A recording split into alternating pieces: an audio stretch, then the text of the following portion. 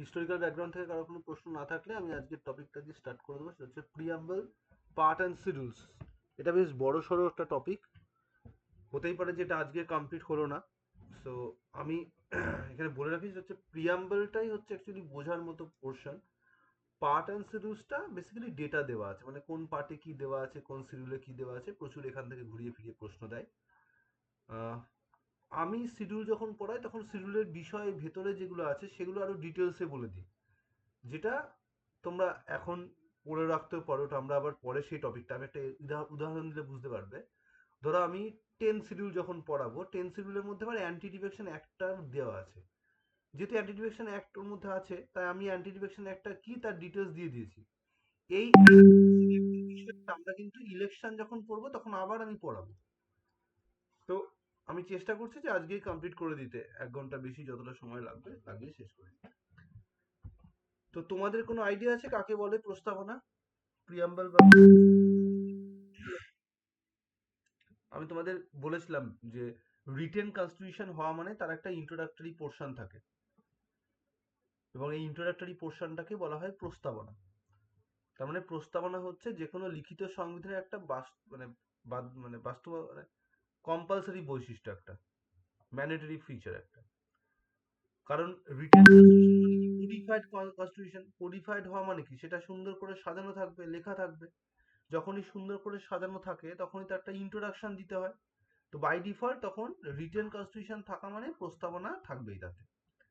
এই জন্যই আমরা দেখবো যখন ভারতবর্ষের সংবিধান সিদ্ধান্ত হয়েছিল যে লিখিত সংবিধান করা হবে, সেম লাইক ইউএসএ, তখন ইউএসএ থেকে আমাদের প্রস্তাবনা থাকার কনসেপ্টটাকেও নিতে হয়েছিল। তো এইভাবে আমাদের ভারতের সংবিধানে প্রস্তাবনা একটা ইম্পর্টেন্ট পার্ট হিসেবে কন্টিনিউ করছে। তাহলে প্রস্তাবনা কাকে বলে সবার মোটামুটি আইডিয়া ক্লিয়ার হয়েছে? আমাদের সংবিধানের প্রস্তাবনাটা যারা এই মুহূর্তে ক্লাস করছো সবার পড়া আছে সুন্দর করে? তোমরা যদি যে হ্যাঁ কোনো স্যার। ইন্ট্রোডাক্টরি যে সরকারি বইপত্র যেগুলো থাকে তাতে দেখবে প্রথম পেজের কভার পেজ সরালে যে পেজটা তাতেই প্রস্তাবনা দেওয়া থাকে। ওইটুকুই কথা, we the people of India, বা বাংলায় থাকলে আমরা ভারতের জনগণ বলে শুরু হয়েছে। তো ভারতকে একটি সার্বভৌম সমাজতান্ত্রিক ধর্মনিরপেক্ষ, এই কথাগুলো যেগুলো লেখা আছে ওটাই প্রস্তাবনা, ওটাই আমাদের পড়তে হবে।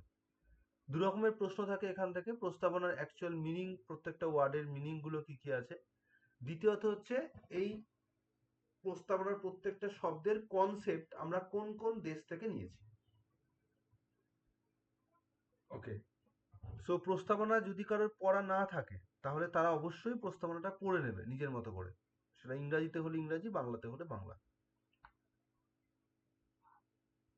তো এখানে প্রস্তাবনার ইন্ট্রোডাক্টরি পোর্শনে সেটাই বলছে যে প্রস্তাবনা কাকে বলে। প্রিয়াম্বলের মিনিং বা ডেফিনেশন দেওয়া আছে যে এটা হচ্ছে সংবিধানের একটা ইন্ট্রোডাক্টরি পার্ট, যেটাকে আমরা কি নোট বলি, সংবিধানের কি নোট এটা। এর মধ্যেই আমাদের সংবিধানের বা আমাদের দেশের বেসিক স্ট্র্যাটেজি, পারপাস সব দেওয়া আছে। এবং ভারতবর্ষের যেসব সংবিধান প্রণেতারা সংবিধানটা তৈরি করেছিল তাদের যে ফিলোসফি, তাদের যে ভাবনা চিন্তা, সেটা রিফ্লেকশন আমরা প্রস্তাবনার মধ্যে পাই। আর ঠিক এই বিষয়টাকে মাথায় রেখেই পরবর্তীকালে যখন কেশবানন্দ ভারতী কেস ওই বেসিক স্ট্রাকচার ডক্ট্রিন ডিক্লেয়ার করেছিল, তাতেও কিন্তু এই ফিলোসফি অফ দি কনস্টিটিউশন মেকার্সদের কনসেপ্টটাই রিফ্লেক্টেড হয়েছে। বলে দেওয়া হয়েছে সেই সময়ের প্রেক্ষিতে যারা সংবিধান বানিয়েছিল তারা যে ভাবনা চিন্তার দ্বারা প্রভাবিত হয়েছিল সেগুলোই হচ্ছে আমাদের সংবিধানের বেসিক স্ট্রাকচার। তাই মূল সংবিধানের এই বেসিক ফিচারগুলোকে আমরা কোনোভাবেই হ্যাম্পার করব না। তার মানে বেসিক স্ট্রাকচারের কনসেপ্টটাও কানেক্টেড উইথ প্রিয়াম্বল। আমরা পড়বো একটু পরে, প্রস্তাবনা যখন পড়বো আরো ডিটেলসে তখন জানবো এই প্রস্তাবনা কাকে বলে এবং প্রস্তাবনা সম্পর্কে যেগুলো বললাম। এই পর্যন্ত ক্লিয়ার সবার? এখানে দেখো প্রস্তাবনা আর একটু ডিটেলসে স্যার আপনি কি কোনো স্লাইড শো করাচ্ছেন? আমার এখানে শো করছে না স্ক্রিন কিছু। শেয়ার হয়নি স্যার।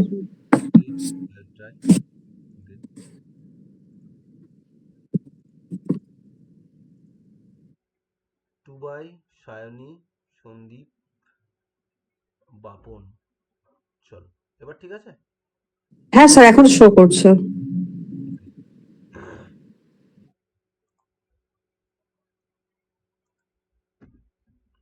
আমি প্রস্তাবনার ইন্ট্রোডাক্টরিটা বললাম, প্রস্তাবনা কাকে বলে, অ্যান্ড দেন প্রস্তাবনাটা জাস্ট বোঝাচ্ছি যে আমাদের কভার পেজ যেটা থাকে বইয়ের, সেই কভার পেজের পরেই যে পেজটা সেটাই হচ্ছে আমাদের সংবিধানের ক্ষেত্রে প্রস্তাবনা। এরপরে যেটা থাকে সেটা হচ্ছে আমাদের সংবিধানের বিভিন্ন রকম চ্যাপ্টার গুলো রয়েছে, ওই চ্যাপ্টার গুলোর মধ্যে বিভিন্ন বিষয় দেওয়া আছে, ঠিক যেমন বইয়ে থাকে।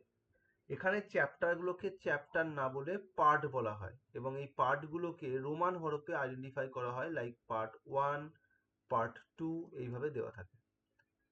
তাহলে প্রত্যেকটা পার্ট লাইক চ্যাপ্টারের মধ্যে কি থাকে, বিষয় দেওয়া থাকে ইন্ডিভিজুয়ালি। সংবিধানটা যেহেতু কোনো গল্প নয়, যেহেতু এটা বিভিন্ন নিয়ম কানুনের সমাহার, তাই প্রত্যেকটা নিয়ম কানুনকে নাম্বারিং দিতে হয়, অর্থাৎ 1 নম্বর রুল, 2 নম্বর রুল। এটাকে রুল না বলে আমরা ধারা বলি, আর্টিকেল বলি। আর এই ধারার মধ্যেকার যদি আরো কিছু বিষয় থাকে যাকে আমরা বলি ক্লজ বা উপধারা। এভাবে ধারা, উপধারা এই বিষয়গুলোকে নিয়েই হচ্ছে আমাদের ভারতবর্ষের সংবিধানের পার্টগুলো। কিছু পার্টের বিষয় আলাদা করে আবার ডিসকাস করতে হয়েছে, কারণ আমাদের সংবিধানের কিছু বিষয় আছে যেগুলোকে পার্টের মধ্যে ডিসকাস করা সম্ভব হয়নি। উদাহরণস্বরূপ আমরা পার্ট 5 এবং 6-এ কেন্দ্র এবং রাজ্য সরকারের বিভিন্ন পদাধিকারী সম্পর্কে জেনেছি। ওই বিভিন্ন পদাধিকারী তার পদে এন্টার করার আগে তারা শপথ গ্রহণ করেন। এই শপথ গ্রহণের বিষয়ে আমাদের সংবিধানের 3rd শিডিউলে দেওয়া আছে। প্রত্যেক ব্যক্তি বা প্রত্যেক পদাধিকারী শপথ গ্রহণের সেন্টেন্স কিন্তু ডিফারেন্ট হয়ে থাকে। তার মানে আমাদের যখন প্রধানমন্ত্রী শপথ বাক্য পাঠ করবে তারটা একরকম, রাষ্ট্রপতি আর একরকম, এমপিদের একরকম, এমএলএ এর একরকম, সিএম এর একরকম, সুপ্রিম কোর্টের জাজেসদের একরকম। ডিফারেন্ট ওথের বয়ানগুলোকে এই আর্টিকেলের মধ্যে, ক্লজের মধ্যে দেওয়ার তো কোনো মানে হয় না। তাই ওটাকে আলাদা করে আবার এক্সটেন্ড করে শিডিউল আকারে অ্যাড করা হয়েছে, শিডিউল 1, শিডিউল 2, শিডিউল 3 এভাবে। এখানে বিভিন্ন জায়গাকার প্রভিশনকে একসঙ্গে এক জায়গায় রাখা আছে। যেমন 3rd শিডিউলে কেন্দ্র এবং রাজ্যের যত পদাধিকারী আছে সবার ওথ দেওয়া আছে। 2nd শিডিউলে কেন্দ্র এবং রাজ্যের যত পদাধিকারী আছে সবারই স্যালারি এবং অন্যান্য সুযোগ সুবিধার বিষয় দেওয়া আছে। এইভাবে আলাদা আলাদা বিষয়গুলোকে আলাদা করে ডিসকাস করা হচ্ছে। আর আমাদের সংবিধানে যেটা আরেকটি পার্ট রয়েছে, মানে গুরুত্বপূর্ণ অংশ রয়েছে, যেটাকে আমরা একটু কম পরীক্ষায় প্রশ্ন দেয় কিন্তু জেনে রাখা উচিত, সেটা হচ্ছে অ্যাপেন্ডিক্স। 5টা আমাদের সংবিধানে অ্যাপেন্ডিক্স আছে, যেটা আবার বিভিন্ন সময় বিভিন্ন যে সংবিধান সংশোধন হয়েছে তার সঙ্গে সংযুক্ত। যেমন অ্যাপেন্ডিক্স 1 আর 2 হচ্ছে জম্মু এন্ড কাশ্মীরের জন্য, প্রথমটাই হচ্ছে জম্মু ও কাশ্মীরের সংবিধানটা দেওয়া আছে, আর দ্বিতীয় অ্যাপেন্ডিক্স এর মধ্যে জম্মু কাশ্মীরের জন্য যে এক্সেপশনাল প্রভিশন ফলো হতো সেগুলো দেওয়া আছে। এভাবে 3, 4, 5 এভাবে 5টা অ্যাপেন্ডিক্স রয়েছে। তো এই হচ্ছে আমাদের সংবিধানের পার্ট এন্ড শিডিউলস এর বিষয়। কাকে পার্ট বলে, কাকে প্রিয়াম্বল বলে, কাকে শিডিউল বলে, কাকে আর্টিকেল বলে, কাকে ক্লজ বলে, সবটা ক্লিয়ার সবার? সবাই বুঝতে পেরেছো তো? তাহলে আমরা পরেরটায় যাব। তো আমরা যেহেতু প্রস্তাবনার উপর ফোকাস করছি, তো প্রস্তাবনাটাই আমরা এবার দেখব। কভার পেজ পেরোলেই যে প্রথম পেজ সেটাই প্রস্তাবনা। প্রস্তাবনার বৈশিষ্ট্য যদি আমরা বলি, আমরা এর আগে দেখেছি সংবিধানের বিভিন্ন অংশের কথা আমরা পড়েছি। তো আমাদের সংবিধানে মেনলি 2 রকমের বিষয় থাকে। কিছু থাকে যা কোর্টের দ্বারা বলবৎযোগ্য, যাকে আমরা বলি জাস্টিসেবল, যেমন মৌলিক অধিকার কোর্টের দ্বারা বলবৎযোগ্য। কিন্তু কিছু প্রভিশন আছে যেগুলো কোর্টের দ্বারা বলবৎযোগ্য নয়, প্রস্তাবনা হচ্ছে সেই রকম, তাই এটাকে আমরা নন জাস্টিসেবল বলে উল্লেখ করি, যার মানে হচ্ছে not enforceable by the court. প্রস্তাবনার বেস কার উপর বেস করে তৈরি হয়েছে, আমরা হিস্টোরিক্যাল ব্যাকগ্রাউন্ড পড়তে গিয়ে পড়েছিলাম যে 13 December 1946 Jawaharlal Nehru objective resolution. বিখ্যাত স্পিচ দেন, যেটা হচ্ছে অবজেক্টিভ রেজলিউশন। সো ওখান থেকেই আমাদের প্রস্তাবনার মেন টেক্সটটাকে নেওয়া হয়েছে। So that's why base of preamble কার উপর ভিত্তি করে তৈরি হয়েছে, so obviously answer should be objective resolution. এই থ্রু দিয়ে আরেকটা প্রশ্ন দেয়, সেটা হচ্ছে who is the father of preamble of Indian constitution. Nehru তো। কনস্টিটিউশনের ফাদার বললে তো আমরা জানি আম্বেদকর, কিন্তু যখন প্রিয়াম্বলের ফাদার বলবে তো অবশ্যই Jawaharlal Nehru. Nehru. This statement, this objective resolution was declared by Nehru on 13 December 1946 in the Constituent Assembly. So that's why অবশ্যই নেহেরু হবে। অ্যাডাপশন কবে হয়েছে? 13 ডিসেম্বর এটাকে উত্থাপন করা হয়, আর পরের মাসে এটাকে জানুয়ারি মাসের 22 তারিখে অ্যাডাপ্ট করা হয়, গণপরিষদেই অ্যাডাপ্ট করা হয়। প্রস্তাবনার কনসেপ্ট, আমাদের প্রস্তাবনা থাকবেই, ধারণাটা আমি একটু আগে বলেছি যে লিখিত সংবিধানের কনসেপ্টের সঙ্গে চলে এসেছে। সো ইউএসএ থেকে আমরা লিখিত সংবিধানের আইডিয়া নিয়েছি, আর এটাও সেম ইউএসএ থেকে নেওয়া। তাই লেখা আছে preamble is an essential feature of written constitution. So as a written কনস্টিটিউশনের কনসেপ্টটা যখন নেওয়া হয়েছে, সঙ্গে সঙ্গে প্রস্তাবনার কনসেপ্টটাকেও নিতে হয়েছে, কারণ প্রস্তাবনা হচ্ছে রিটেন কনস্টিটিউশনের সঙ্গে অঙ্গাঙ্গিভাবে যুক্ত। এই হচ্ছে প্রস্তাবনা statement. We the people of India having সলেমলি resolved two constitute in India into a sovereign socialist secular Democratic Republic and to secure to all its citizens justice, social, economic and political, liberty of thought, expression, belief, faith and worship, equality of status and opportunity, and to promote among them all fraternity, assuring the dignity of the individual and the unity and integrity of the nation. In our Constitutional Assembly, this 26th day of November 1949, do hereby adopt, enact and give to ourselves this constitution. So তার মানে এখানে যদি আমরা প্যারাওয়াইজ দেখি, তিন রকমের বিষয় reflected হচ্ছে। প্রথমটাই কারা সংবিধানের সোর্স এবং আমাদের পলিটিক্যাল ফিচার কি আছে দেশে সেটা দেওয়া আছে। অ্যান্ড দেন সেকেন্ড পোর্শনে আমাদের ভারতবর্ষের হাই আইডিয়ালস গুলো দেওয়া আছে, প্রিন্সিপালস গুলো দেওয়া আছে, which principles followed by constitution of India. And then ending এ দেওয়া আছে কোন ডেটে আমাদের প্রস্তাবনা অ্যাডাপ্টেড হয়েছে এবং কার দ্বারা হয়েছে সেটা বলা আছে। তো এইভাবে আমাদের প্রস্তাবনা ইন ডিটেলস এই স্টেটমেন্টের মধ্য দিয়ে রিফ্লেক্টেড হয়েছে। প্রস্তাবনার এই টেক্সটটাকে পড়তে হবে, তার কারণ এই ওয়ার্ডগুলোকে ডিসঅর্ডার করে দিয়ে প্রশ্ন দিয়ে দেয় যে কোনটা সঠিক ক্রোনোলজি রয়েছে বলো, বা এখানে জাস্টিস কোন কোন ফিল্ডে দিয়েছে,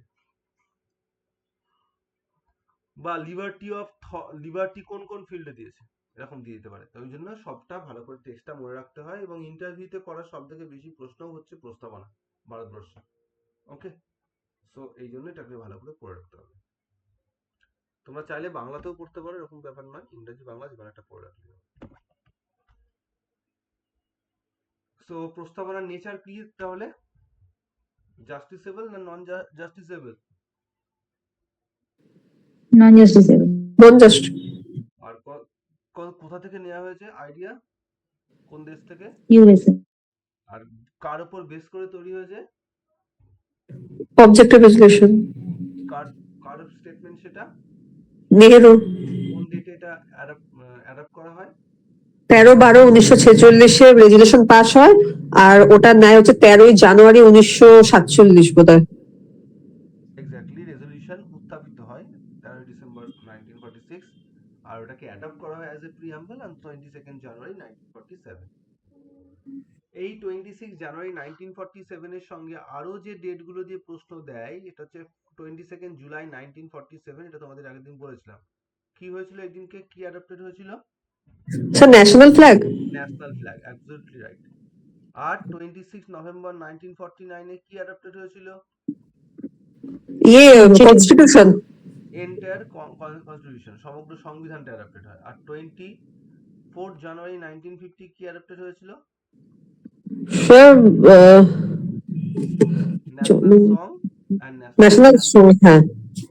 তো এগুলো দিয়েও কোশ্চেন দেয়, সেগুলো ভালো করে পড়তে হয়। এটা আমি তোমাদের হিস্টোরিক্যাল ব্যাকগ্রাউন্ডে বলে দিয়েছিলাম। আচ্ছা, আমাদের তাহলে প্রস্তাবনার ক্ষেত্রে আমরা দেখবো যে একটা তো কনসেপ্ট নিয়েছি ইউএসএ থেকে, আর একটা হচ্ছে প্রস্তাবনার যে ল্যাঙ্গুয়েজ, এটা নেওয়া হয়েছে ফ্রম অস্ট্রেলিয়া। এটা নিয়ে অনেক, ওটা দু জায়গায় না, একটা অস্ট্রেলিয়া ও একটা ফ্রান্স। হ্যাঁ, এটা অ্যাকচুয়ালি কি হয়, আমাদের ভারত ওয়েস্ট বেঙ্গলের পিএসসি যে আনসার সেটা হচ্ছে ফ্রান্স। আর যদি তুমি এটা আবার ইউপিএসসি প্রশ্ন দেখো, বা আমরা যদি এনসিইআরটির বই দেখি, তাতে কিন্তু এটা অস্ট্রেলিয়া দেওয়া আছে। সো যেহেতু যদি আমরা স্টেট লেভেলের কোনো পরীক্ষা দেখি, সেটা সেটের পরীক্ষা হতে পারে, এসএসসি হতে পারে, সেটা আমাদের ডাব্লিউবিসিএস হতে পারে, সেগুলো তো সব ফ্রান্সই করবে, অপশনে থাকে। যদি কোনো অপশনে দেখতে পাও স্যার দুটো অপশন থাকবে না তো? যদি ফ্রান্স আর অস্ট্রেলিয়া দুটো থাকে, তাহলে দুটো করবে, তাহলে বোথ করবে। মানে যদি এরকম থাকে যে ফ্রান্সও আছে, মানে অপশন আছে ফ্রান্স অস্ট্রেলিয়া, দেন বলছে বোথ, তাহলে বোথ। তার কারণ হচ্ছে এখানে ল্যাঙ্গুয়েজ বলতে কিন্তু কোন ল্যাঙ্গুয়েজ, ইংরেজি বা বাংলা তা বলেনি, এখানে ল্যাঙ্গুয়েজ বলতে রাইটিং স্টাইলকে বলছে। যেমন আমরা বলি শরৎচন্দ্রের ভাষা অনেক সহজ আর বঙ্কিমচন্দ্রের ভাষা অনেক কঠিন। তো ভাষা তো দুজনেই একই ভাষা, বাংলা ভাষার কথাই বলছি আমি। এখানে ভাষা বলতে বাংলা ভাষা না ইংরেজি ভাষা না ফরাসি ভাষা তা বলছে না, এখানে ভাষা বলতে বোঝানো হচ্ছে দ্য রাইটিং স্টাইল।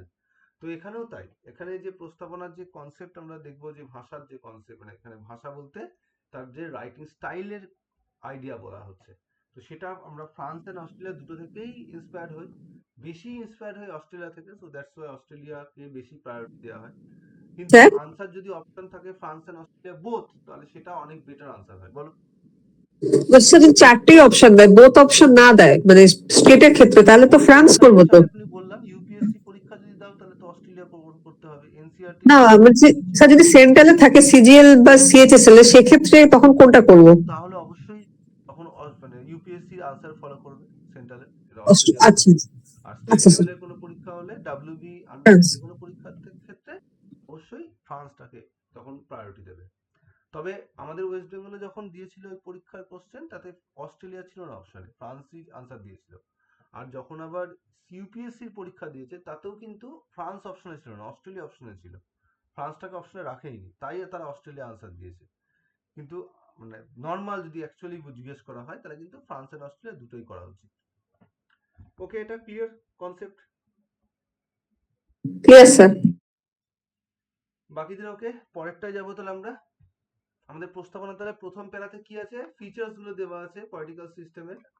দেন আমাদের দেওয়া আছে হচ্ছে প্রিন্সিপালস গুলো সেকেন্ড স্ট্যান্ডার এন্ড থার্ড স্ট্যান্ডার্ডের মধ্যে, কবে আমাদের সংবিধান অ্যাডপ্টেড হচ্ছে, কারা করছে, এসবগুলো দেওয়া আছে। সো এটা আমরা ডিটেলসে দেখবো। তো সোর্সেস বলতে আমাদের সংবিধানে যদি উৎস বলা হয়, কারা উৎস? আমাদের সংবিধানের উৎস কিন্তু আমাদের দেশের মানুষ, তাই প্রস্তাবনা বলছে যে আমরা ভারতের জনগণ আমাদের জন্য একটি সংবিধান তৈরি করেছি, নিজেদের উপর অর্পণ করছি, সো পিপল অফ ইন্ডিয়া এটা করেছে। নেচার কিরকম, আমরা যদি ইন্ডিয়ান স্টেটের নেচার দেখি সেটা আমরা পেয়ে যাচ্ছি প্রথমত sovereign country, socialist country, secular country, Democratic country এবং সেই সঙ্গে রিপাবলিকান কান্ট্রি। প্রত্যেকটার আলাদা আলাদা মিনিং আছে, দেখবো আমরা। অবজেক্টিভ কি আছে, জাস্টিস, লিবার্টি, ইকুয়ালিটি এগুলোকে প্রোভাইড করা, এটাই জাস্টিস, এটাই অবজেক্টিভস। অ্যান্ড অ্যাডপশন ডেট হচ্ছে 26 নভেম্বর 1949। এটাকে আমরা কনস্টিটিউশনের ডেটও বলতে পারি, অর্থাৎ সংবিধান গঠনের তারিখ। কনস্টিটিউশন ওয়াজ কনস্টিটিউটেড, ওই ডেটে সংবিধানটা তৈরি হয়েছে। তো এই হচ্ছে আমাদের প্রস্তাবনার মেন ইনগ্রেডিয়েন্টস গুলো। তো এবার আমরা যেটা করতে হবে সেটা হচ্ছে প্রত্যেকটা ওয়ার্ড বা প্রত্যেকটা ফ্রেজের মিনিং জানতে হবে, আইডিয়া জানতে হবে। আমাদের উই দ্য পিপল অফ ইন্ডিয়ার যে কনসেপ্টটা দেখতে পাচ্ছ সেটা অ্যাকচুয়ালি ইউএসএ থেকে ইন্সপায়ার। আমেরিকা যুক্তরাষ্ট্রের সংবিধানের প্রস্তাবনায় শুরু হয়েছিল we the people of United States. তো ওখান থেকেই আমাদের সংবিধানের প্রস্তাবনার কনসেপ্টটাও স্টার্ট হয়েছে we the people of India বলে। Okay, we the people of India বলতে এখানে বেসিক্যালি আমাদের, যদিও গণপরিষদের মেম্বাররাই সংবিধান তৈরি করেছে, কিন্তু actually we the people of India যেহেতু রিপ্রেজেন্টেটিভ হয়ে ওরা কাজ করছে, তাই জনগণ করেছে বলে ওখানে মেনশন করা আছে। এটা দিয়ে আবার প্রশ্ন হয় অনেক সময় যে আমাদের সংবিধান কারা তৈরি করেছে, কখনো অপশন থাকে কনস্টিটিউয়েন্ট অ্যাসেম্বলি, কখনো আমরা অপশন থাকে যে পিপল অফ ইন্ডিয়া। তো যদি আমরা পিএসসি ডাব্লিউপিএসসি প্রশ্ন দেখি তাহলে দেখবো সেখানে কনস্টিটিউয়েন্ট অ্যাসেম্বলির কথা বলা হয়েছে, আনসার কনস্টিটিউয়েন্ট অ্যাসেম্বলি এটা করেছে। ইউপিএসসির আবার যদি প্রশ্নের উত্তর দেখি সেখানে কিন্তু আবার দেখবো যে সেখানে পিপল অফ ইন্ডিয়াকে বলা হয়েছে, অ্যাকর্ডিং টু প্রিয়াম্বল সেটাই বলছে যে আমাদের সংবিধান কারা তৈরি করেছে, the people of India. People of India শব্দটার মিনিং ক্লিয়ার সবার? হ্যাঁ স্যার। তাহলে জনগণকে এখানে কিন্তু সোর্স অফ সভারেন পাওয়ার বলা হচ্ছে। যদি আমরা বলি যে সভারেনের শব্দের মিনিং কি, সভারেন শব্দ হচ্ছে সার্বভৌম, মানে এমন একটা হিডেন পাওয়ার, যে হিডেন পাওয়ারের থ্রু দিয়ে সরকার আমাদের ওপর খবরদারি করে আর আমরাও সরকারের খবরদারিকে মেনে নিই। এই সভারেন পাওয়ারটা কোথায় থাকে আমি বলেছিলাম, স্টেটের চারটে মেন এলিমেন্টস থাকে। নাম্বার 1 হচ্ছে এরিয়া, নাম্বার 2 হচ্ছে পপুলেশন,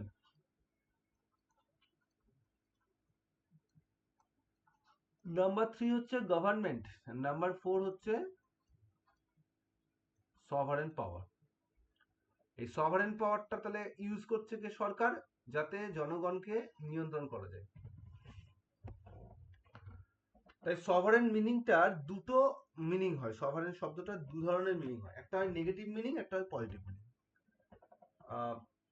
আর একটা হয় ইন্টারনাল আর এক্সটার্নাল। যদি আমরা ইন্টারনাল এক্সটার্নাল, যেটা আমাদের কান্ট্রির ক্ষেত্রে বোঝার প্রয়োজন, ইন্টারনাল সভারেন বলতে এমন একটা সভারেনকে বোঝানো হয় যে সভারেনটা কান্ট্রির মধ্যে যে কোনো রুলস রেগুলেশন জারি করতে দেয় এবং দেশের মানুষকে সেটাকে ফলো করতে দেয়।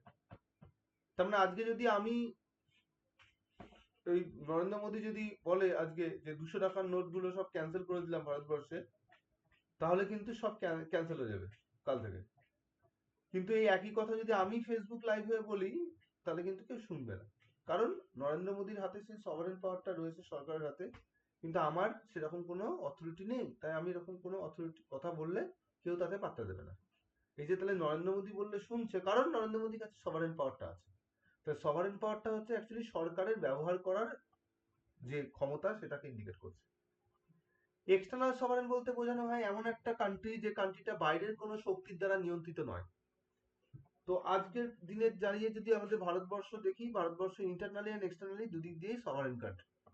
এটা মাধ্যমেই, এই শব্দটার মাধ্যমে এটা ইন্ডিকেটেড হচ্ছে। তো আমি একটু আগে বলেছিলাম যে দেশের সরকারের হাতে সভারেন পাওয়ার থাকে, তার মানে গভর্নমেন্ট কিরকম তার উপর নির্ভর করে। তাহলে আমাদের parliamentary form of government, parliamentary form of গভর্নমেন্টে প্রকৃত ক্ষমতাটা এনজয় করছে কে? পার্লামেন্ট।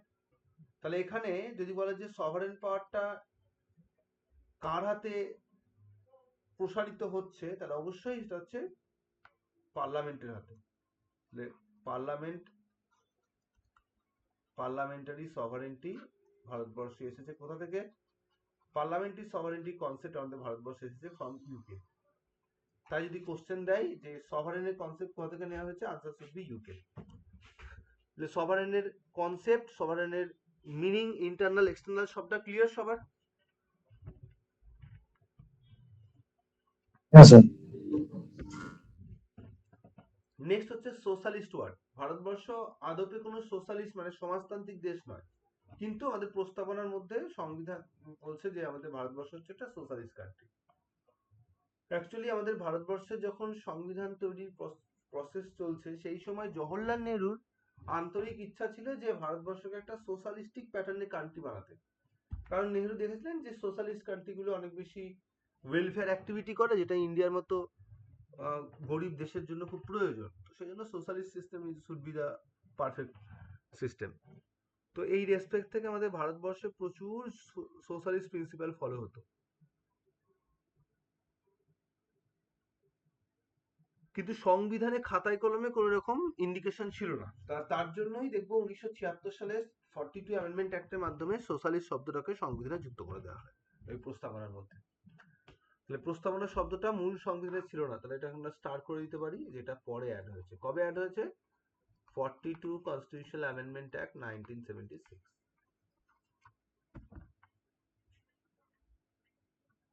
তো সোশ্যালিস্ট শব্দটার মিনিং কি বলছে? যদি আইডিয়াল সোশ্যালিজম দেখি, সে বলে যে হিংসার মাধ্যমে, ভায়োলেন্সের মাধ্যমে, বিপ্লবের মাধ্যমে সরকার পরিবর্তন করা, নতুন সরকার এসে দেশ পরিচালনা করবে।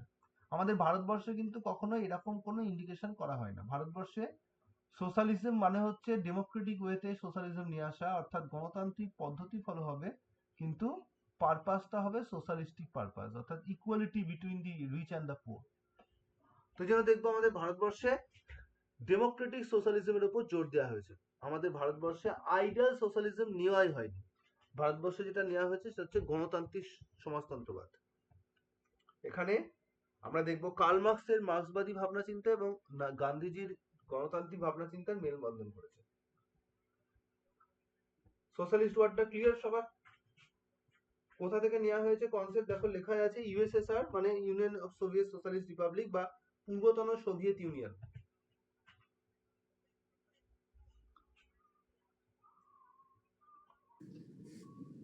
সোশ্যালিস্ট কান্ট্রি আর একটা অ্যাঙ্গেল রয়েছে, দ্যাট ইজ ইকোনমিক্যাল অ্যাঙ্গেল।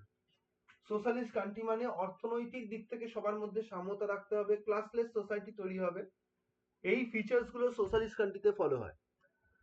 এবং দেশের মধ্যে যত প্রাইভেট কোম্পানি সেগুলো সব থাকবে না।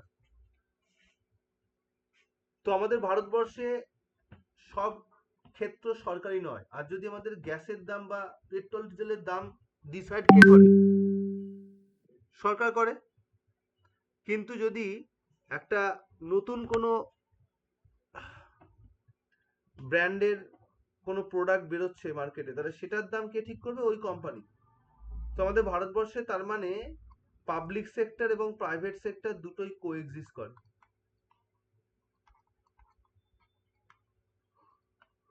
তো এটাকেই ইন্ডিকেট করা হয় যে আমাদের ভারতবর্ষে মিক্সড ইকোনমি রয়েছে, ওটাই বলা হয়েছে it's refer India has a mixed economic culture. তাহলে ভারতবর্ষের সোশ্যালিজম হচ্ছে ডেমোক্রেটিক সোশ্যালিজম, আর এই ডেমোক্রেটিক সোশ্যালিজমের যে ভাবনা চিন্তা, এটা আমাদের ভারতবর্ষে ইকুয়ালিটি নিয়ে আসতে বলে, বাট ওয়েটা অবশ্যই গণতান্ত্রিক ওয়ে। সোশ্যালিস্ট ওয়ার্ডটা ক্লিয়ার সবার?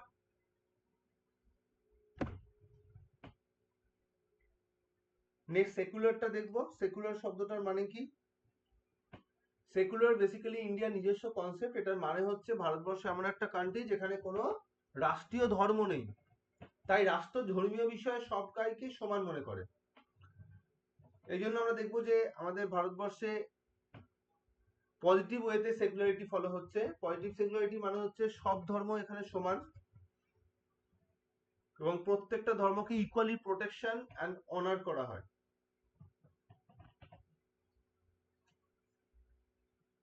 ভারতবর্ষে শুধু সেকুলার শব্দ নয়, মৌলিক অধিকারের মধ্যেও আমরা দেখবো ফ্রিডম অফ রিলিজিয়ন যে আর্টিকেল আছে 25 to 28, সেগুলো কিন্তু বারবার আমাদের ভারতবর্ষে সেকুলার ক্যারেক্টারের সার্টিফিকেট দেয়। তো তাহলে আমাদের ভারতবর্ষ এমন একটা দেশ, এখানে কোনো রিলিজিয়ন নেই এরকম নয়, বাট এখানে কোনো রিলিজিয়ন, ধর্মীয় কোনো রিলিজিয়ন নেই, স্টেট রিলিজিয়ন নেই, এটা সঠিক। তো নিচে দেখো দেওয়া আছে India has no state religion, এটা হবে সঠিক স্টেটমেন্ট, এটা রং স্টেটমেন্ট। সেকুলার কনসেপ্টটা ক্লিয়ার সবার? তাহলে ইন্ডিয়াকে পজিটিভ সেকুলারিটি আছে না নেগেটিভ সেকুলারিটি আছে?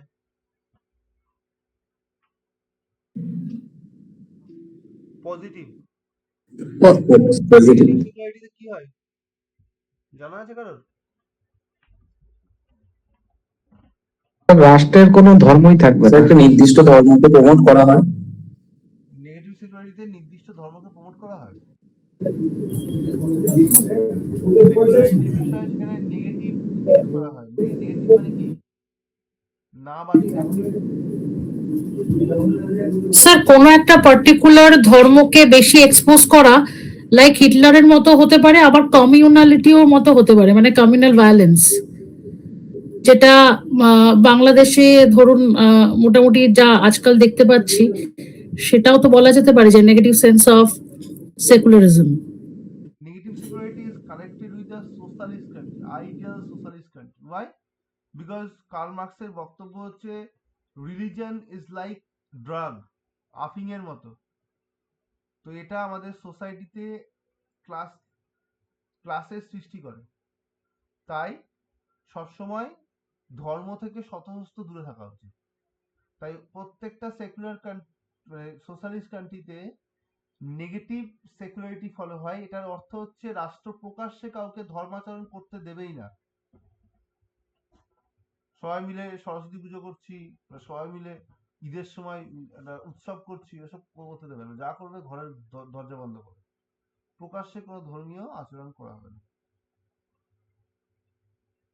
তো নেগেটিভ সিকিউরিটি এটাকে বলে, কোনো পার্টিকুলার ধর্মকে প্রমোট করা, সেটা পজিটিভ সিকিউরিটি হয়ে গেল। ক্লিয়ার এটা সবার? নেক্সট চলে আসবো ওকে স্যার। পরের ওয়ার্ডটা, সেটা হচ্ছে ডেমোক্রেটিক, গণতন্ত্র। আচ্ছা স্যার, তাহলে পজিটিভ সেকুলারিটি মানে হচ্ছে যে যেটা ধর্মীয় আচরণকে প্রমোট করে না কিন্তু সমর্থন করে। হ্যাঁ, কোনো ধর্মকে সমর্থন না করে প্রত্যেকটা ধর্মকে ইকুয়ালি সাপোর্ট, মানে ইকুয়ালি অনার করা অ্যান্ড ইকুয়ালি প্রোটেকশন দেওয়া। তার মানে হচ্ছে দুর্গাপুজোর সময় এক্সট্রা পুলিশ থাকবে কলকাতাতে, আবার সরস্বতী পুজোর সময়ও থাকবে, আবার হচ্ছে ঈদের সময়ও থাকবে, আবার হচ্ছে ক্রিসমাসের সময় থাকবে। ধর্ম বেসিসে এরকম। স্যার আরেকটা বিষয়, বলো। স্যার এই যে নিউ টাউনে এই সাইডে যে দুর্গা মণ্ডপ বা এই মহাকাল মন্দির যেগুলো গভর্নমেন্ট ফান্ডে তৈরি হচ্ছে, তা এইগুলো তাহলে তো স্যার সেকুলার। কোনো ধর্মীয় ক্ষেত্রে সরকার যদি কোনো টাকা দেয়, তাহলে সেটাকে সরকার বলবে এটা একটা উৎসবের জন্য টাকা দিচ্ছে, কালচারের জন্য, হেরিটেজ কালচার। will provide আচ্ছা money for heritage culture. So culture is a part of governmental আচ্ছা activity. আমাদের হ্যাঁ কালচারাল তথ্য সংস্কৃতি যে ডিপার্টমেন্ট আছে সেখান থেকে সেই ফান্ড যায়। আচ্ছা স্যার ঠিক আছে। এটা নিয়ে একটা ভালো গল্পও আছে, সম্ভবত ওই কোনো একটা সিনেমা করতে টাকা ছিল না, সত্যজিৎ রায় সম্ভবত, আমি এক্স্যাক্টলি মনে করতে পারছি না। তো হ্যাঁ স্যার, পথের সরকার পাঁচালী। চাইতে গেছিল এবং তারপরে সেখানে সরকার কি করেছিল, পিডব্লিউডি থেকে টাকা দেওয়া হয়েছিল। তো সিনেমার নাম পথের পাঁচালী। তো এই কনসেপ্টে চলো পথের পাঁচালী, চলো পিডব্লিউ থেকে তোমাকে, আমাদের পিডব্লিউ ডিপার্টমেন্ট রোড কনস্ট্রাকশন করে, চলো পথের পাঁচালী তো নাম, সেই জন্য আমরা পে করে দিচ্ছি। তো এরকম ফান্ড প্রোভাইড করা হচ্ছে। তো যাই হোক, মানে সরকার যদি টাকা দিতে চায়, এ, মসজিদকে দিতে চায় কি মন্দিরকে দিতে চায় কি চার্চকে দিতে চায়, সে সরকার ঠিক তার ওয়ে খুঁজে নেবে। তো তার জন্য মানে ধর্মকে দিচ্ছে এরকম বলবেই না সেটা, ঠিক আছে। ঠিক আছে ডেমোক্রেটিক আর রিপাবলিক ওয়ার্ড দুটো যদি ফোকাস করি, ডেমোক্রেসি মানে তো আমরা জানি গণতন্ত্র, আর রিপাবলিক মানে প্রজাতন্ত্র। তো গণতন্ত্র আর প্রজাতন্ত্র দুটো যে আলাদা শব্দ সেটা বুঝতেই পারছো, তাহলে দুটো আলাদা আলাদা শব্দ পাশাপাশি দেওয়া থাকতো না। গণতন্ত্র বলে যে সরকারি কাজকর্মে জনগণের অংশগ্রহণ, সেটা দুভাবে হতে পারে, প্রত্যক্ষ হতে পারে বা পরোক্ষ হতে পারে। পরোক্ষ হলে আমরা আমাদের রিপ্রেজেন্টেটিভকে ইলেক্ট করব, তারা গিয়ে আমাদের হয়ে কাজটা করবে। যেমন আমাদের এই কদিন পরে এমএলএ দের করবো, পশ্চিমবঙ্গের এমএলএ দের করবো, 5 বছর পরে সুযোগ এসেছে আবার পুনরায় যাদেরকে ইলেক্ট করেছিলাম ওদেরকে ইলেক্ট করার বা ওদেরকে না করার। তো সেই ভোটের মাধ্যমে আমাদের রিপ্রেজেন্টেটিভরা ইলেক্টেড হবে, তাদের মেজরিটির উপর বেস করে সরকার তৈরি হবে। তার মানে এই যে লোয়ার হাউসগুলোতে জনগণের অংশগ্রহণ করা আমাদের ভারতবর্ষের মতো হাইলি পপুলেটেড কান্ট্রিতে, এটা ইন্ডিকেট করে যে ইন্ডিয়া একটা ডেমোক্রেটিক কান্ট্রি। এবং আমাদের যারা রিপ্রেজেন্টেটিভ রয়েছে তাদের থ্রু দিয়ে আমাদের যে ডিমান্ড, সেই ডিমান্ডগুলোকে পূরণ করতে পারি আমরা। আমাদের যেখানে রাস্তাঘাট দরকার, যেখানে বাড়িঘর দরকার, সেখানে সেইভাবে ডিমান্ড করা হয় এবং আমাদের যারা প্রতিনিধি সেই অঞ্চলে রয়েছেন সেই এমএলএরা গিয়ে সেই কাজটা করে। একই রকম ভাবে সেন্ট্রালেও হয়, এমপিদের আমরা ইলেক্ট করেছি 2024 সালে লাস্ট, সেখানে আমরা যাদেরকে ইলেক্ট করেছি তারা গিয়ে সরকার তৈরি করেছে এবং তাদের সেই সব রিপ্রেজেন্টেটিভদের মাধ্যমে আমাদের সরকারি কাজকর্মগুলো আস্তে আস্তে কমপ্লিট হচ্ছে। সো এই হচ্ছে ডেমোক্রেটিক ওয়ার্ড এর মিনিং। ডেমোক্রেসি কনসেপ্টটা গোটা পৃথিবীতে সব ডেমোক্রেসির সূচনা ইউএসএ তেই। সো ইউএসএ কেই এখানে আমাদের কনসেপ্ট ইউএসএ থেকে ইন্সপায়ার।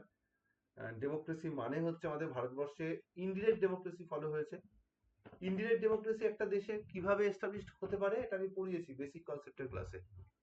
ইনডিরেক্ট ডেমোক্রেসি কিভাবে এস্টাবলিশড হয়, প্রেসিডেন্সিয়াল ফর্ম অফ গভর্নমেন্টে হয় না পার্লামেন্টারি সিস্টেমে হয়, সংসদীয় ব্যবস্থার মাধ্যমে হয় নাকি রাষ্ট্রপতি শাসিত শাসন ব্যবস্থার মাধ্যমে হয়? সংসদীয় তো। দুটোতেই হয়।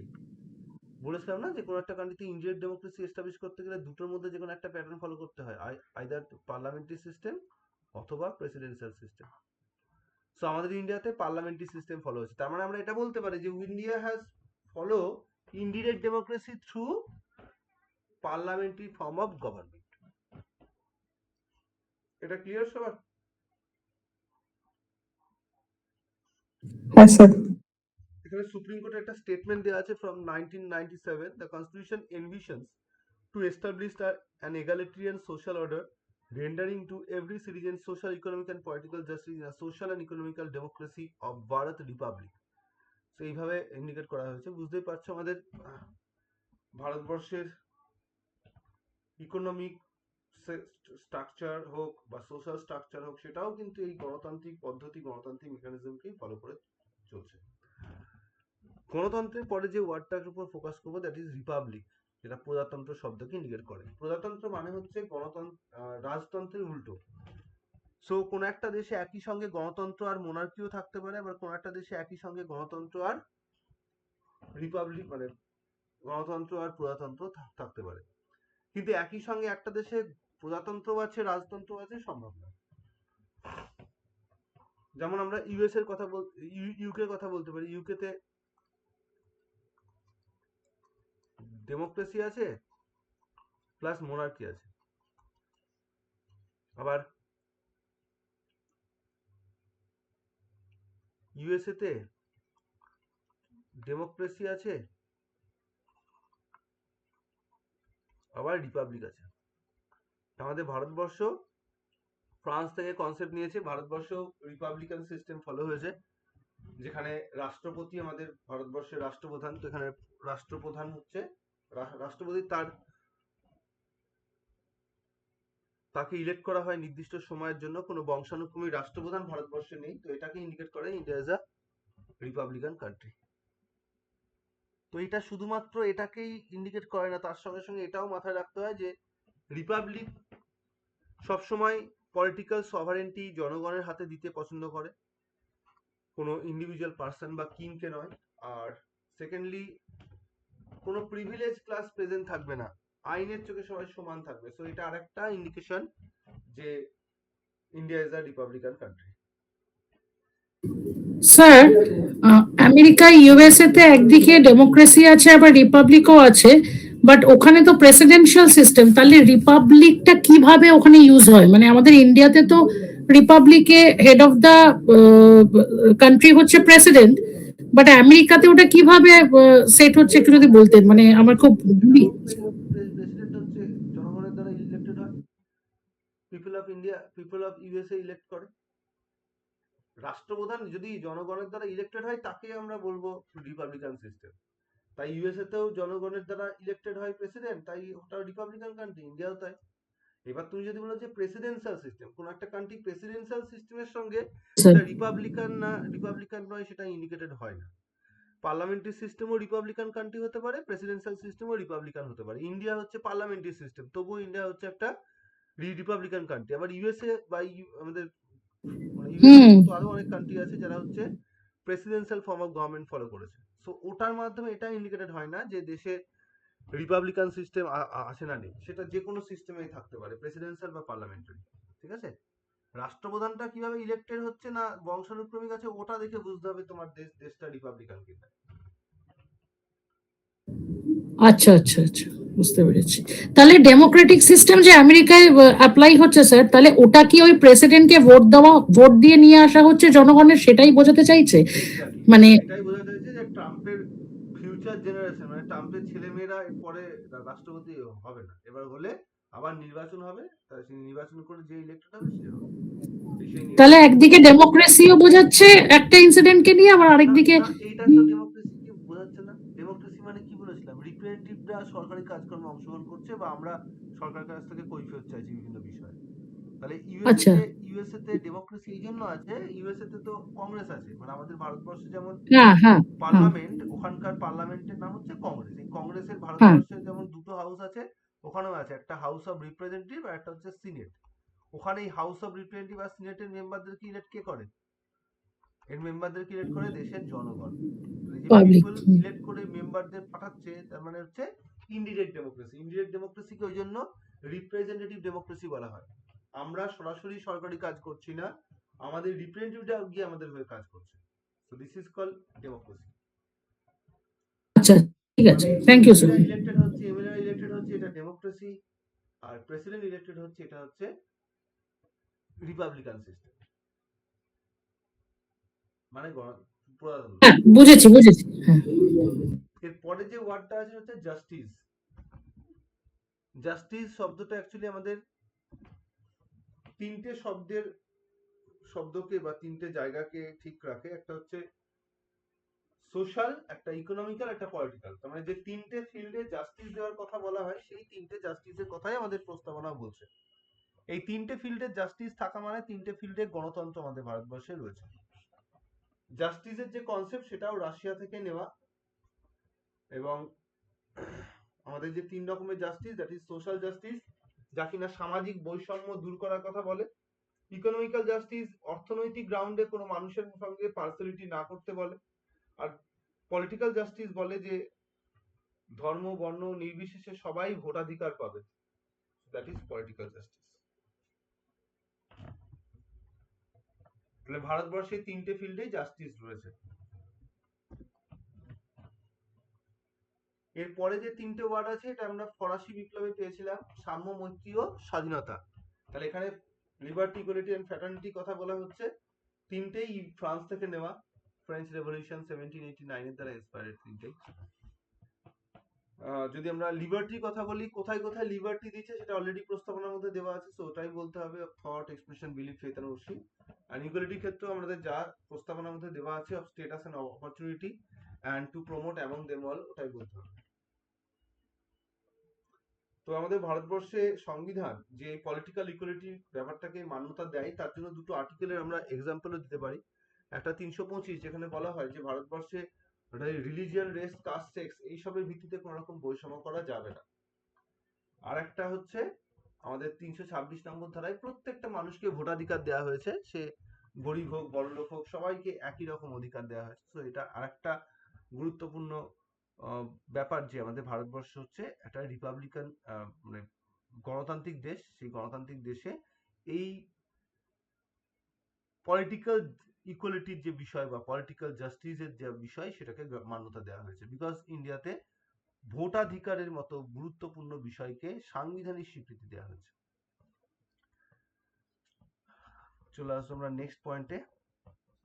আচ্ছা, নিচে কিছু যেগুলো বলছিলাম ওটাই দেওয়া আছে, এই 325 নম্বর ধারা, 326 নম্বর ধারা।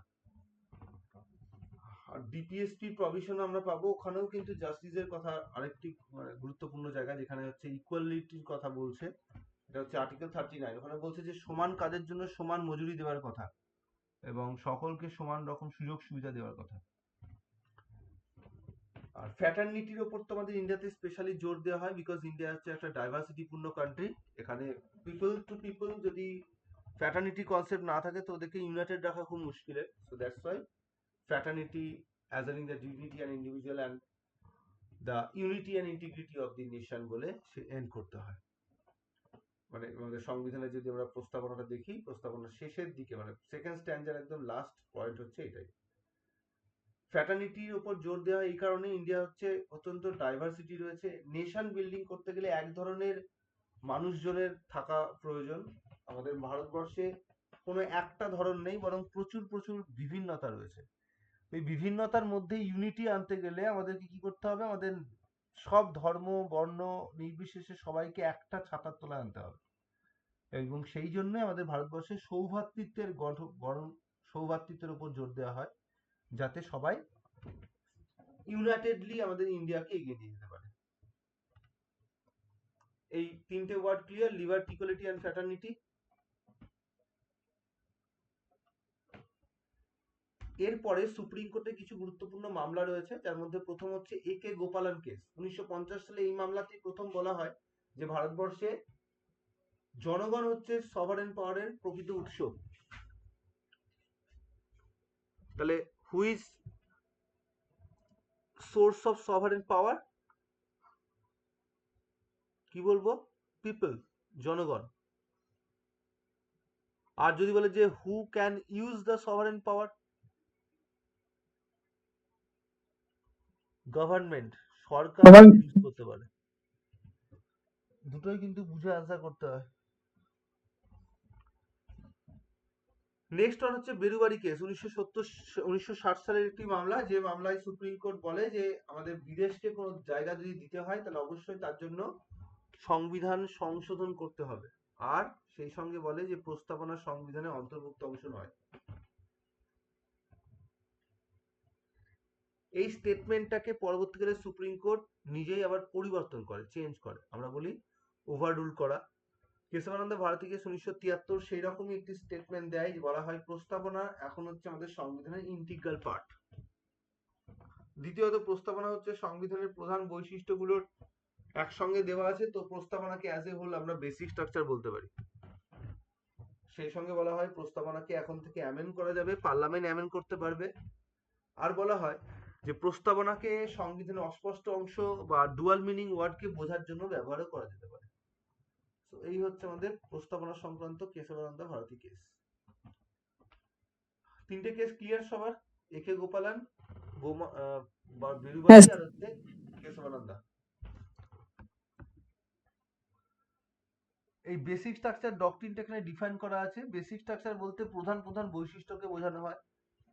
সো আমাদের ভারতের সংবিধানের প্রধান প্রধান বৈশিষ্ট্যগুলোকে বিভিন্ন সময় সুপ্রিম কোর্ট চিহ্নিত করে দিয়েছে, যেমন কখনো বলেছে মৌলিক অধিকারের সঙ্গে ডিপিএসপির ওয়েল ব্যালেন্স, বা আমাদের ভারতবর্ষের different kind of federal system, বা আমাদের ভারতবর্ষের পজিটিভ সেকুলারিটির আইডিয়া, এগুলো সব আমাদের ভারতবর্ষের বেসিক স্ট্রাকচার হিসেবে গণ্য হয়।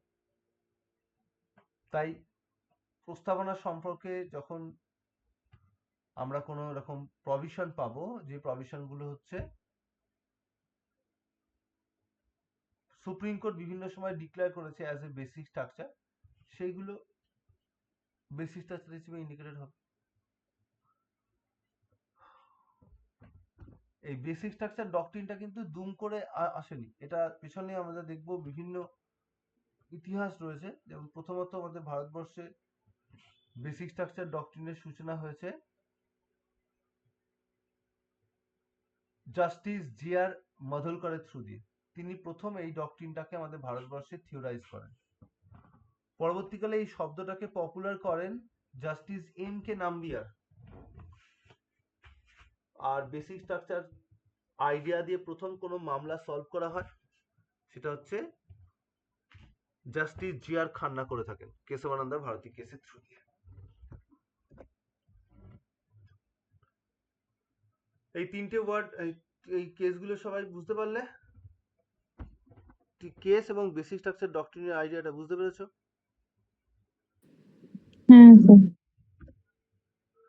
এরপরে আমরা চলে আসবো আমাদের প্রস্তাবনাকে এখনো অব্দি একবারই অ্যামেন্ড করা হয়েছে। আমি একটু আগে বললাম 1973 সালে অ্যামেন্ড করার বিষয়টাকে মান্যতা দেয় কোর্ট, আর সঙ্গে সঙ্গে 1976 সালে প্রস্তাবনাকে অ্যামেন্ড করা হয়। আজ অব্দি প্রস্তাবনাকে মানে একবারই অ্যামেন্ড করা হয়েছে, আর একবার অ্যামেন্ড করে তিনটে শব্দের মধ্যে অ্যাড করে দেওয়া হয়েছে। একটা হচ্ছে সোশ্যালিস্ট, একটা হচ্ছে সেকুলার, একটা হচ্ছে ইন্টিগ্রিটি। এরপরে আরেকটি গুরুত্বপূর্ণ মামলার কথা বলবো, এলআইসি অফ ইন্ডিয়া কেস। এটা 1995 সালে, যেখানে বলা হয় প্রিয়াম্বল হচ্ছে সংবিধানের অন্তর্ভুক্ত অংশ।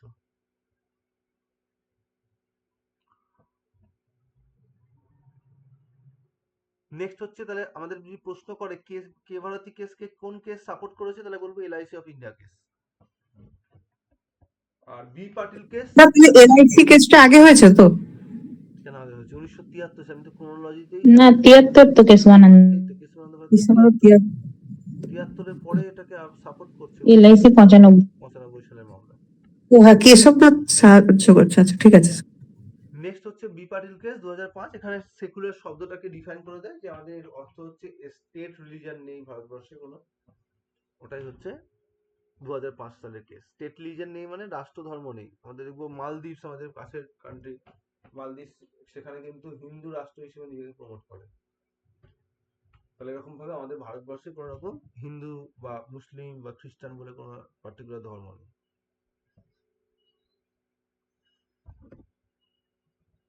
নেক্সট হচ্ছে সিগনিফিকেন্ট। প্রস্তাবনার সিগনিফিকেন্স বিভিন্ন রাষ্ট্রবিজ্ঞানী বিভিন্ন ভাবে এটাকে ডিফাইন করেছেন। কেউ এটাকে সংবিধানের আত্মা বলেছে, কেউ আবার বলেছে এটা সংবিধানের অন্যতম গুরুত্বপূর্ণ বৈশিষ্ট্য, কেউ বলেছে প্রস্তাবনা হচ্ছে নতুন উকিলদের কাছে স্বর্গের মতো। এরকম ভাবে বিভিন্ন স্টেটমেন্ট দিয়েছে। এখানে আমি স্টেটমেন্ট গুলো দিয়ে দিয়েছি।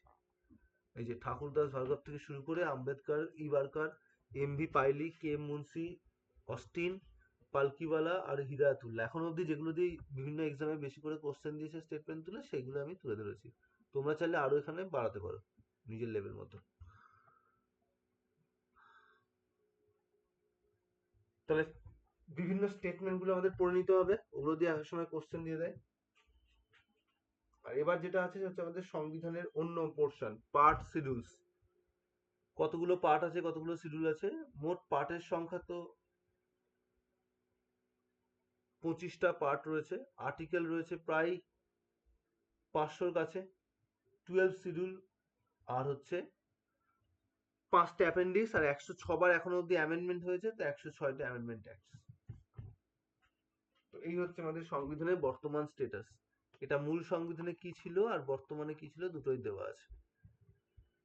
তো এখানে যদি আমরা পার্টগুলোকে আলাদা আলাদা করে এখানে পড়ে নিই, তাহলে খুব ভালো হবে। এখানে আমি পার্টগুলো দিয়ে দিয়েছি। বলছি স্যার, আমি সবাই ইয়ে নিয়েই বলছি, তো পার্ট শিডিউলটা পরের দিন করাবেন কাইন্ডলি। পড়াতে পারি, কোনো অসুবিধা নেই। আমি জাস্ট একটুখানি মানে পড়ার জন্য একটুখানি বোঝার প্রয়োজন আছে। আমি আর ডিফাইন করছি না, কিন্তু আমি একটুখানি জাস্ট বলে দিই যে কোনটা পার্ট কোনটা শিডিউল, বা কিভাবে পড়বে, কিরকম প্রশ্ন দিতে পারে। স্যার স্যার বলছি গ্রুপ সি দিয়ে দিয়েছে তো হাতে টাইম নেই, ঠিক আছে, একটু তাড়াতাড়ি যদি করা যায় বা একটু যদি আমাদের মানে কি বলবো এক্সামও যদি নেন খুব ভালো হয় তাহলে। এর আগের দিন আমি মনে হয় একটা পরীক্ষা আচ্ছা তোমাদের তো সবে দুটো ক্লাস, তোমাদের তো পরীক্ষা হয়নি একটা। আচ্ছা, ওভারঅল কি আমি কিছু নোটস পত্র দিয়ে দেবো? মানে তাহলে কি সুবিধা যদি হবে? একটু বেশি বেশি দিন তো ক্লাস পসিবল না, নিয়ে দেন হ্যাঁ। মানে এক্সামের জন্য স্যার বলছি, কারণ যেহেতু সামনে এক্সামটা দিয়ে দিয়েছে আর 10 দিনও হাতে নেই, 10 দিনও আমি নেই। কিছু ওয়ান লাইনার পয়েন্ট দিচ্ছি, সেটাই হেল্প করতে পারে। গ্রুপ সি তে বিশাল কিছু কঠিন দেবে না।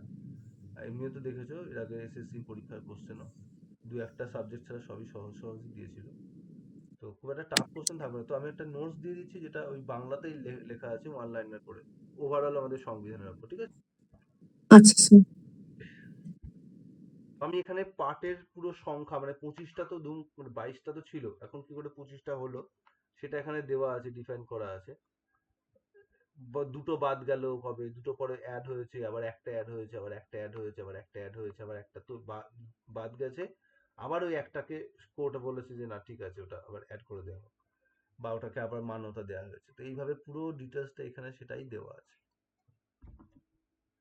কবে কোনটা অ্যাড হয়েছে। তাহলে কিরকম কোশ্চেন দিতে পারে, যেমন হয়তো দিতে পারে যে আমাদের দুটো পার্ট কত সালে বাদ গেছিল, কোন অ্যামেন্ডমেন্ট অ্যাক্টের মাধ্যমে বাদ গেছিল, বা দুটো পার্ট যে অ্যাড হয়েছিল 1976 সালে সেটা কোন কোন পার্ট, বা কোন অ্যামেন্ডমেন্ট অ্যাক্টে দুটো পার্ট অ্যাড হয়েছে। তাহলে সব দিয়ে দিতে পারে, অ্যামেন্ডমেন্ট, ইয়ার, আর হচ্ছে কি কোন পার্ট এটার সঙ্গে রিলেটেড। তার সঙ্গে সঙ্গে আবার পার্টগুলোর মধ্যে আর্টিকেল মানে ফান্ডামেন্টাল রাইটের আর্টিকেলের বেরিয়ার কত। ইউনিয়ন গভর্নমেন্টের মধ্যে এই যে চ্যাপ্টার আছে 5টা, চ্যাপ্টার 1 এ কি আছে, পার্ট 5 এ, চ্যাপ্টার 2 তে কি আছে, 3 তে কি আছে, 4 এ কি আছে, 5 এ। এই চ্যাপ্টার দিয়ে কোশ্চেন এই শুধু পার্ট 5 এ হতে পারে, 6 এ হতে পারে কারণ এখানেও চ্যাপ্টার আছে, তারপরে হতে পারে হচ্ছে পার্ট 11 আর 12। এই যে পার্ট 11 তো নিচেই আছে, পার্ট 11 এ হতে পারে, অবশ্যই হতে পারে এটা।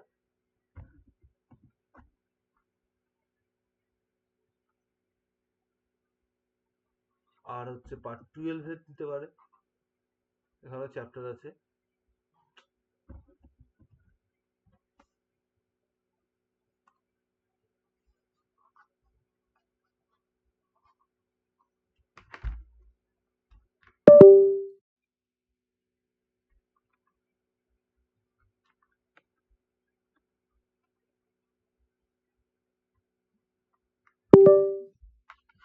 যে কটাই পার্টের মধ্যে চ্যাপ্টার আছে সেই কটার ভালো করে পড়ে নিতে হবে।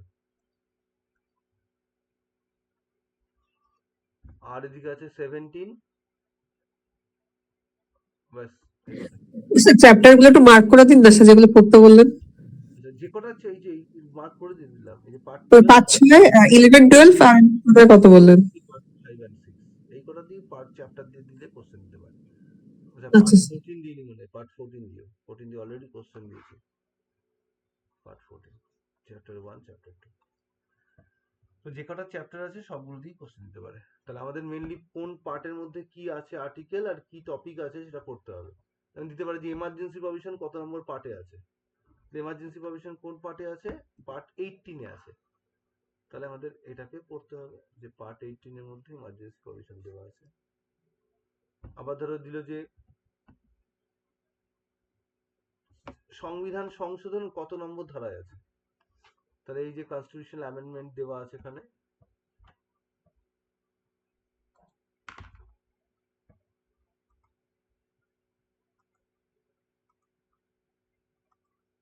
পার্ট 22 এর মধ্যে দেওয়া আছে, পার্ট 20 এর মধ্যে অ্যামেন্ডমেন্ট দেওয়া আছে 368 নম্বর ধারা। কোন পার্টও দিতে পারে কোশ্চেন, আবার আর্টিকেলও দিতে পারে, আবার প্রভিশনও দিতে পারে যে পার্ট 20 এর মধ্যে কি আছে, অ্যামেন্ডমেন্ট দেওয়া আছে সংবিধান। তো টোটালটাই পড়তে হবে ঠিক যেমনটি করে দিয়েছি, পার্ট, তার নাম্বার, সাবজেক্ট ম্যাটার কি আছে তার মধ্যে, আর তার পাশে আর্টিকেলের বেরিয়ার। এটা একদিনে পড়াও সম্ভব নয়, এটা চারটে চারটে করে পড়বে আর লিখবে, এরকম করে পড়তে হবে। সব থেকে বেটার হয় যদি নিজের যেখানে পড়ার জায়গা এখানে স্টাক করে দিতে পারো হাতে লিখে, তাহলে খুব ভালো করে মাথার মধ্যে আস্তে আস্তে ঢুকে যায়। তো এই হচ্ছে পার্টের বিষয়। শিডিউলটা তো পড়াটা সহজ, ট্রিক্স আছে, সেটা হচ্ছে আমরা পুরো শিডিউল যেহেতু 12টা, আর 12টা লেটার দিয়ে একটা আমি সেন্টেন্স এখানে দেওয়া আছে দেখো, টিয়ার্স অফ ওল্ড পিএম, এই সেন্টেন্সটা দিয়ে আমরা প্রত্যেকটা মানে ওয়ার্ড এখানে লেটার যে আছে সেই লেটার দিয়ে সেই লেটারের অধ্যক্ষর দিয়ে আমি সেই পার্টটাকে মনে রাখতে পারি। যেমন প্রথমে টিয়ার্স এর টি টি দিয়ে আমরা টেরিটরি অফ ইন্ডিয়া করতে পারি, এটা ইউনিয়ন এন্ড টেরিটরির কথা বলছে। পাশে যে 1-4 লেখা আছে এগুলো সব আর্টিকেল। তো আর্টিকেলটা না পড়লেও হবে, শুধু শিডিউলটাই কি আছে এটা পড়লেই হবে। আর্টিকেলটা এক্সট্রা করে দেওয়া আছে, তারপর পড়ার ক্যাপাবিলিটি আছে, পড়তে পারো, না পড়লেও অসুবিধা নেই। ওইভাবে কোশ্চেন খুব মানে দেয় না, আমি কখনো দেখিনি যে ওইভাবে কোশ্চেন দিতে, কিন্তু দিতে পারে, ইউপিএসসি তে দেয়। আচ্ছা, এমলমেন্ট স্যালারি দেওয়া আছে সেকেন্ড শিডিউলের মধ্যে, অলরেডি পড়েছি আমরা। থার্ড শিডিউলে দেওয়া আছে আমাদের ওথের বিষয়। ফোর্থে রাজ্যসভা সিট অ্যালটমেন্ট দেওয়া আছে। শিডিউল এরিয়া অ্যাডমিনিস্ট্রেশন আছে 5 নম্বরে। 6 নম্বরে আছে আদার শিডিউল এরিয়া সম্পর্কে। এএমটিএম হচ্ছে আসাম, মেঘালয়, ত্রিপুরা, মিজোরাম। এরকম করে প্রত্যেকটা শিডিউলের অধ্যক্ষর দিয়ে তার ভেতরে কি আছে সেটা ইন্ডিকেট করা আছে। এটা ডিটেলসেও দেওয়া আছে। তার মানে ফার্স্ট শিডিউল তার ডিটেলস দেওয়া আছে, ইউনিয়ন অফ স্টেটস। সেকেন্ড শিডিউলে তার ডিটেলস এখানে দেওয়া আছে। এভাবে প্রত্যেকটা শিডিউলের ডিটেলস এখানে দেওয়া আছে। তো ওই শিডিউলগুলো ওইভাবেই পড়তে হবে। তো আমরা যখন ধরো এই থার্ড শিডিউল পড়বো, স্যালারির বিষয়পত্র, স্যালারি দিয়ে কে স্যালারি, কে ওথ নিচ্ছে সেটা যেমন প্রশ্ন দেয়, তেমন কে স্যালারি মানে কোন ফান্ড থেকে পাচ্ছে সেটা দিয়েও প্রশ্ন দেয়। তো আমি সেজন্য টোটাল ফান্ড গুলো এখানে দিয়ে দিয়েছি, কোন স্যালারি কোন ফান্ড থেকে হয়, সিএফআই সিএফএস থেকে কি হয়, পিএফআই পিএফএস থেকে কি হয়, আর contingency fund of Indian state থেকে কি হয়, পুরোটা এখানে দেওয়া আছে। তাই এটাও আস্তে আস্তে পড়তে হবে। এটাও আমরা যখন আমরা সেন্টাসের রিলেশন পড়বো সেই সময় পড়তে হয়। তো তখন আবার আমি পড়াবো এটা। ফোর্থ শিডিউল, ফিফথ শিডিউল, এভাবে প্রত্যেকটার মধ্যে। সেভেন শিডিউলে যখন যাবো দেখবো সেন্টার স্টেট রিলেশন দেওয়া আছে। যেহেতু ভারতবর্ষ কোয়াসি ফেডারেল কান্ট্রি, তো কোয়াসি ফেডারেল কান্ট্রি হিসেবে বিভিন্ন ফিচার ইন্ডিয়াতে রয়েছে, যেমন পাওয়ার ডিভিশন করা আছে union list, state list, concurrent লিস্টে। তো সেই লিস্টের সাবজেক্ট অ্যান্ড লিস্টের সাবজেক্টের বিষয়গুলো দিয়ে কোশ্চেন দেয়। ইউনিয়ন লিস্ট হচ্ছে এই মুহূর্তে 98, স্টেট লিস্ট হচ্ছে 59, আর কনকারেন্ট হচ্ছে 52। প্রত্যেকটা লিস্টের সাবজেক্ট আছে, কোন লিস্টে কত সাবজেক্ট ছিল আগে আর এখন কত আছে সেটা দিয়ে প্রশ্ন দেয়। আর কোন লিস্টের ওপর কে ল বানাবে দেওয়া আছে। যেমন ইউনিয়ন লিস্ট মানে পার্লামেন্ট ল বানাবে, স্টেট লিস্ট মানে স্টেট লেজিসলেচার ল বানাবে, কনকারেন্ট মানে জয়েন্ট, তার মানে পার্লামেন্টও বানাতে পারবে, স্টেটও বানাতে পারবে। একইভাবে প্রত্যেকটা লিস্টের সাবজেক্ট দিয়ে কোশ্চেন দেয়, যে এটা কোন লিস্টের সাবজেক্ট বা স্টেট লিস্টের সাবজেক্ট কোনটা নয়, এরকম দিতে পারে। তো ওইগুলো এখানে শর্ট লিস্টেড করা আছে। বিভিন্ন এক্সামিনেশনে যেগুলো দিয়ে কোশ্চেন বিভিন্ন বার দিয়েছে তাকে আমি এখানে শর্ট লিস্টেড করেছি। তোমরা চাইলে এর আরো যদি কিছু নতুন পাও অ্যাড করে নিতে পারো। এরকম করে ইউনিয়ন লিস্টে আছে, স্টেট লিস্টে আছে, কনকারেন্ট লিস্টে আছে। আর 8th শিডিউল এর মধ্যে হচ্ছে অফিসিয়াল ল্যাঙ্গুয়েজ আছে, 14টা ছিল 22টা এখন হয়েছে। 9th শিডিউলে আগেই বলেছিলাম যে জমিদারি ব্যবস্থা বিলোপ দেওয়া আছে। 10th শিডিউলে আছে অ্যান্টি ডিফেকশন অ্যাক্ট, এগুলো একটা স্কিপ করব। 10th শিডিউলে হচ্ছে অ্যান্টি ডিফেকশন অ্যাক্ট, যেটা হচ্ছে দলত্যাগ বিরোধী আইন সংক্রান্ত বিষয়, রাজীব গান্ধীর সময় হয়েছে। আর 11th শিডিউল 12th শিডিউল হচ্ছে পঞ্চায়েত আর মিউনিসিপ্যালিটি, পঞ্চায়েত আর মিউনিসিপ্যালিটি। প্রত্যেকটা সাবজেক্ট নাম্বার অফ সাবজেক্টও দেওয়া আছে, অ্যাপেন্ডিক্সের ডিটেলসও দেওয়া আছে। এই হচ্ছে টোটাল আমাদের পার্ট অ্যান্ড শিডিউলস এর পোর্শনটা। এটা একটুখানি পড়বে, আমি পরের দিন আবার পড়িয়ে দেবো, অসুবিধা কিছু নেই। কিন্তু আস্তে আস্তে পড়াটা শুরু করতে হবে, মানে কোন পার্টে কি আছে এরকম 4-5টা করে পড়ে নেবে প্রতিদিন, তাহলে দেখবে এক সপ্তাহে পড়া হয়েছে সবগুলো। আর শিডিউলেও তাই, শিডিউলেও ভেতরের জিনিস তো পড়তেই হবে। আগে ওভারঅল শিডিউলে কি কি আছে কোন শিডিউলে সেটা আগে মাথার মধ্যে ঢোকাতে হবে। এই পর্যন্ত ক্লিয়ার সবার? হ্যাঁ স্যার। আচ্ছা, তাহলে আমাদের এবার যেটা কয়েকটা কোশ্চেন এখানে দেওয়া আছে একটু ট্রাই করো। Original constitution was consisted by, কতগুলো শিডিউল ছিল? আগের দিনও পড়িয়েছি এটা। মূল সংবিধানে কতগুলো শিডিউল ছিল? স্যার 8। 8টা শিডিউল ছিল। এখন কটা আছে? 12। এখন হচ্ছে 12টা। How many parts are there in constitution at present? বর্তমানে কতগুলো পার্ট আছে? 25টা। 25। আগে কটা ছিল? 22। 22 ছিল। Preamble can be amended was declared in which of the following case?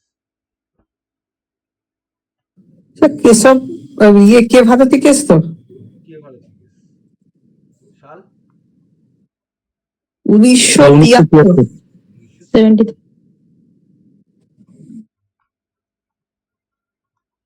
24th April 1973।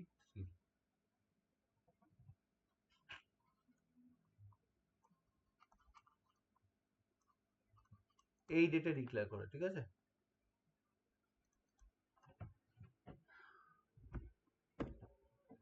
How many lists are there in 7th schedule?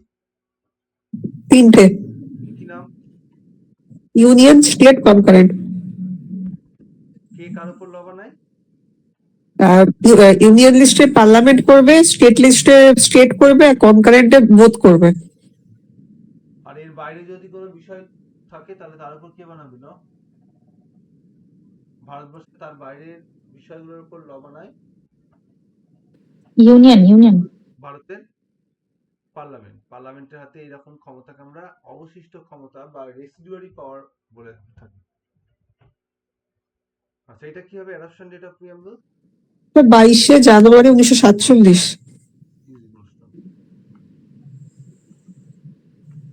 তো এই হচ্ছে আজকে আমাদের টোটাল টপিক ছিল, প্রিয়াম্বলের টপিকটা, তার সঙ্গে পার্ট অ্যান্ড সিরিজের নোটসটা দেওয়া থাকলো, একবার দেখে নাও। যদি সম্পূর্ণ ভালো করে দেখো তাহলে যেখানে যেখানে আটকাবে, যেমন হচ্ছে আমাদের 9 শিডিউল যখন পড়বো তখন আটকাবে, যখন আমরা 10 শিডিউল পড়বো সেখানে আটকাবে, অ্যান্টিগ্রেশন অ্যাক্টের অনেক বিশেষ ডিটেলস দেওয়া আছে। তো সেগুলো আমাদের ভালো করে একটু দেখে নিতে হবে, যাতে পরের দিন ওই পার্ট অ্যান্ড সিরিজটা পড়ার সঙ্গে সঙ্গে আমি reorganisation of states, union and territory আর রিঅর্গানাইজেশন অফ স্টেট মানে পার্ট 1টা পড়াবো পরের দিন। পার্ট 1টা যখন পড়াবো ওটার কন্টেন্ট অল্প আছে, তো ওটার সঙ্গে আমি প্রিয়াম্বলের পরের যে পোর্শন পার্ট অ্যান্ড সিরিজটা ওটার একবার আমি রিভিশন করে দিতে পারবো। আজকে স্যার বলো। বলছি স্যার, ওই বৃহস্পতিবারের যে চ্যাপ্টারটা আছে ওটাতে তো বেশি কোশ্চেন হবে না, তো ওর সঙ্গে কি এইগুলো অ্যাড করে দেবেন, তাহলে এটাও পড়া হয়ে যাবে। এই বৃহস্পতিবার কি আছে, কোন টপিক আছে? টপিকটা কি তুমি দেখেছো কোন টপিক থাকবে মানে রয়েছে? এমার্জেন্সি মনে হচ্ছে যতদূর, কি আছে এমার্জেন্সি? মনে হচ্ছে যতদূর, আমি শিওর না স্যার। আমার তো বলাই আছে যে যখনই কোনো ক্লাসের ওই প্র্যাকটিস এমসিকিউ যখন পড়ছো তখন সেই দিনের যে টপিকটা আছে সেটা কোশ্চেন থাকবে মেজর, কিন্তু তার আগে যে ক্লাস হয়েছে মানে আমাদের সম্ভবত 12টা টপিকের ক্লাস হয়েছে, ওই 12টা টপিকের কোশ্চেনও সেখানে এমনি থাকবে, ঠিক আছে। আচ্ছা স্যার। হিসেব হচ্ছে রিভিশন মানে পুরো রিভিশন দিতে দিতে যাওয়া, মানে আজকে যা পড়লে এর আগে যে 12খানা ক্লাসের রিভিশন হয়েছে সেটাকে আবার পড়া, ফলে তো অবশ্যই সেখানে থাকবেই। তো তুমি যদি বলো আমি সেখানে একটু কোশ্চেন বাড়িয়ে দিতেই পারি, প্রিয়াম্বল। হ্যাঁ স্যার, বাড়িয়ে দিলে ভালো হয়। ঠিক আছে, আর কারো কোনো কোয়ারিজ আছে, কোনো ডাউট আছে? No sir, thank you. তাহলে good night, good night sir. Good night, sir.